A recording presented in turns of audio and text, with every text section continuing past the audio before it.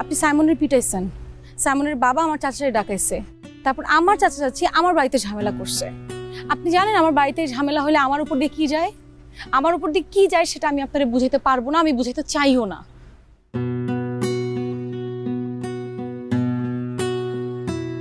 বলে ভাওতাবাজি।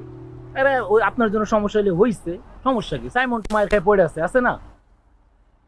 সবই অভিনয়, বুঝছেন না? মেয়ে মানুষের সব ঢং।